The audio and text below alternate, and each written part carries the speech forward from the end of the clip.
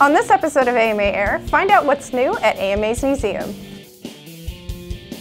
Plus, learn how to identify mysterious model airplanes. And see some of the results of a fun social media challenge. All that and more on this episode of AMA Air.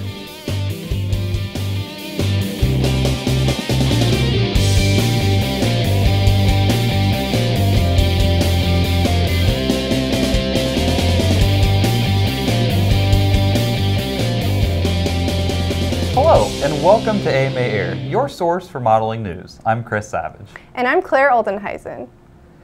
If you love model aviation and introducing others to the hobby, consider holding a National Model Aviation Day celebration at your club's field this year.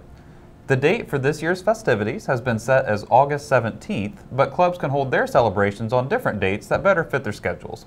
If your club plans to hold a National Model Aviation Day event, you can register it now at nationalmodelaviationday.org. Clubs that register their events will be listed on a national event map, and many tools to help organizations plan their events can also be found on the National Model Aviation Day website. MultiGP has a new reigning national champion. AMA member Evan Heads Up FPV Turner beat out competitors from across the country to be named the 2018 MultiGP Drone Racing Champion. The contest, sponsored by the Drone Racing League and AMA, took place February 7th through the 9th at Craig Ranch Regional Park in Las Vegas. Evan also took first place in the Spec Class race and the World Cup Finals at the 2018 MultiGP International Open, held at the International Air Modeling Center in Muncie, Indiana. In addition to flying drones, Evan competes in international miniature aerobatic club model airplane events, including the AMA Nats. Congratulations, Evan! You can learn more about MultiGP at multigp.com. There's still time to make plans to attend AMA Expo East, which will take place February 22nd through the 24th in Secaucus, New Jersey. This year's event has an expanded show floor that includes airplane and rocket make-and-take areas, a swap shop, an indoor flying cage, a model boat pond, and more. Learn more at amaexpoeast.com. Did you know that at one time some Americans were denied access to training to become pilots and airplane mechanics because of the color of their skin? Luckily, times have changed, but that doesn't mean we should forget the hard work that those dedicated men and women put into following their dreams. Let's learn more about how AMA and the National Model Aviation Museum are celebrating Black History Month and honoring those pilots who earned their flying wings through a traveling exhibit called Black Wings: American Dreams of Flight. My name is Cedric Bridges. I currently work with FedEx as an aircraft maintenance technician. I'm Captain Albert Glenn. I'm a 777 captain for FedEx. I'm also the chair of Project Aerospace for the Organization of Black Aerospace Professionals. My name is Lorenzo Gibson. Currently I work with United Airlines as an airframe vendor manager, program manager. My name is John Graham. I am manager of heavy maintenance, base maintenance, Indianapolis. If you talk about the history of aviation and how blacks were involved, and you get a chance to see the presentation that Claire has put together, you'll see there's some themes to all of that. You know, the first black airline pilot, even though the airlines had been going on for years prior to World War II, wasn't until 1955 with Augie Martin, who was a pilot for Seaboard Airline. He was a Tuskegee Airman. He was a B-25 pilot, and but it's kind of hidden. And then as you go through, you'll talk to every pilot that went through, and mechanics, the struggles they went through in trying to get a job. You know, what was it? What did it take to get one? After a while, you realize that it's all about understanding diversity and how to deal in an environment which sometimes isn't going to hand it to you. The example they gave was they were supermen because they had to be 4 times better, that every mistake they made was caught by somebody and scrutinized to the nth degree, and those who could get by, you know, they had to spend an extraordinary amount of time to prove that they were able to do it. There's a banner over on the other side that's hanging from one of the displays for the Smithsonian, and it says flying against the headwinds of prejudice. We all know there's a difference between racism and prejudice. And what I have found, determination and preparation overcomes a whole lot of things. And I've been in situations where I was discriminated against, but it was always enough good people there to overcome the mess that was there too. I met friends that were lifelong friends that it didn't matter whether you were black or white, they just saw you as a person. I learned as a young person, you take people at who they are and not the color of their skin. If you would like to see this special exhibit temporarily on loan from the Smithsonian Air and Space Museum and its traveling exhibition service, visit the National Model Aviation Museum now through the end of March 2019. For museum hours, admission prices, and more, visit modelaircraft.org and click on the Museum tab. Coming up, take a look at some upcoming events and learn how you can find one near you. And still ahead, find out how to identify model aircraft through their physical characteristics.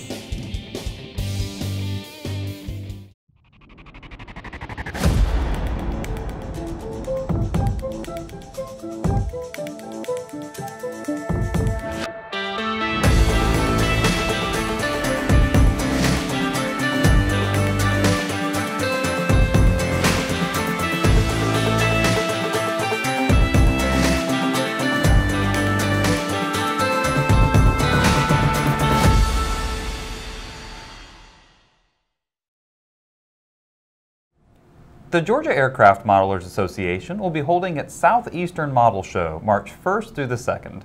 This RC and control line extravaganza will be held at the Georgia National Fairgrounds in Perry, Georgia. The event includes raffles and a swap meet. The Eagle Squadron RC Club's 11th annual Radio Control Swap Meet will take place March 9th in Shelby, Ohio.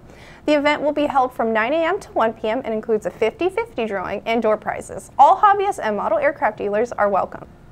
Come get your feet wet at the Inland Empire RC Club Spring Float Fly at Lake Paris State Recreation Area in Riverside, California.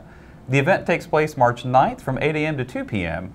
Fuel and electric-powered airplanes are welcome, and a retrieval boat will also be available, but hopefully you won't need that.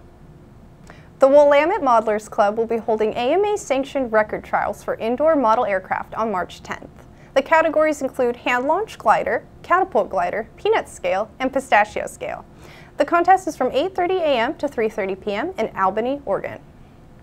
If giant scale model airplanes start your engines, check out the Wings Over Venice 20th Annual Giant Scale Fly-In. This event, which takes place March 2nd and 3rd in Florida, will include noontime demonstrations by Flex Innovations, a candy drop for kids, and raffles. Proceeds benefit the Nokomis Volunteer Fire Department. Where can you see model airplanes, helicopters, drones, and RC trucks all playing together and having a good time? At the 5th Annual Apache Pass Free Fly. The March 9th event is a low-key, tailgate type of gathering designed to kick off the flying season. It will be held in Thorndale, Texas. For more information on these events, or to find one in your area, you can check out the Sanctioned event calendar in Model Aviation or at modelaircraft.org. Coming up, learn about a new blog series from the National Model Aviation Museum, and we'll show you some basics about model airplanes and what characteristics distinguish them from each other. Every journey starts somewhere. Our journey begins with imagination. And imagination can take us anywhere.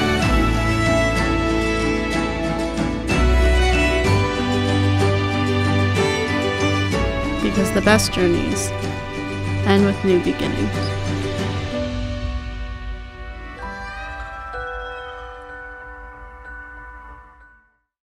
Modelers often hope that their airplanes can be both quick to build and to fly, but that isn't always the case. Some, such as Beppe Fascione, enjoy spending hours and even years in his case, building a model aircraft from scratch, kits, or plans.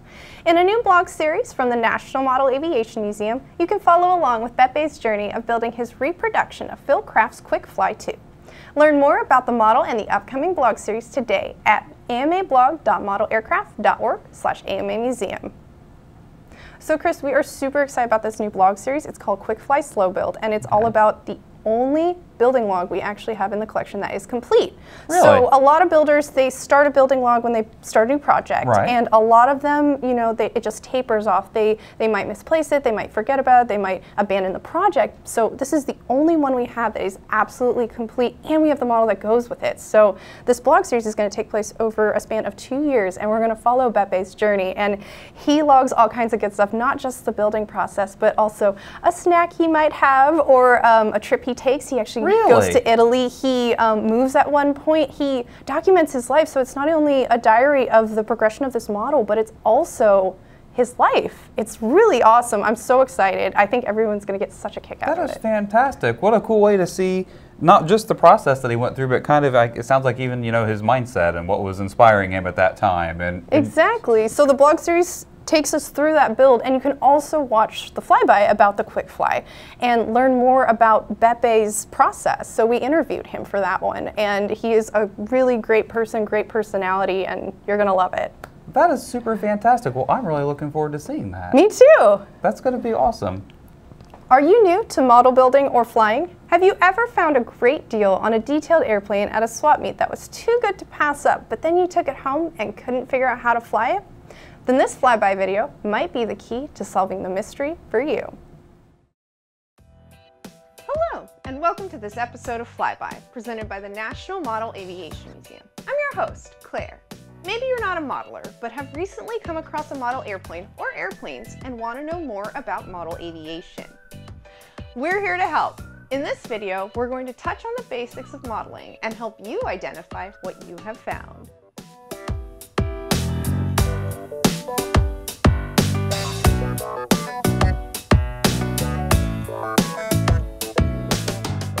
There are 4 types. 3 of them are based on how the airplane is controlled when it is flown. Free flight models, which are not controlled by the pilot once in the air. Control line models, which are flown attached to guide wires that a pilot directs during flight. And radio control, which are directed in flight by radio signals sent between the pilot's transmitter and a receiver in the model airplane. Lastly, there are static models. These are slightly different from the other 3 because they are built exclusively for display purposes and are not meant to fly at all. It is important to note that not all model airplanes are designed to be a smaller version of a full-size aircraft. In fact, most models are simply built to fly well, and in order to do so, they need to be designed specifically for their own type of flight. As such, you'll see a lot of models that don't have a real airplane equivalent, and that's okay. Disclaimer, there is a lot of complexity, detail, and events flown within the world of model aviation, and this guide is meant as an introduction to what the museum is asked about most frequently, and is not intended as a full review of every possible thing that you might come across. First, we'll take a look at control line models, which are the easiest to identify. These models generally will have 1 or more wires protruding out of one of the wings or one side of the fuselage. These wires are the connection point between the interior mechanisms and the much longer wires that would have been attached to the airplane before flight that the pilot uses to control the model. If these wires have been removed, the holes where they were can still be seen. Typically, the control line models that people find will be of one of 3 types. Control line models flown simply for fun, control line stunt models, and control line racing models. It's important to note that control line models will generally only have a hinged and movable elevator, so there will be no discernible rudder or ailerons. Although, to be technical, more modern control line stunt models do have flaps. Next, we'll be investigating radio control models. They are often easy to identify. If you're lucky, the radio control equipment will still be installed, but if it is not, then the platform and spaces where the equipment was will still be able to be seen, or there will be rods connected to various parts that hang down, but when wiggled, make what it is connected to move.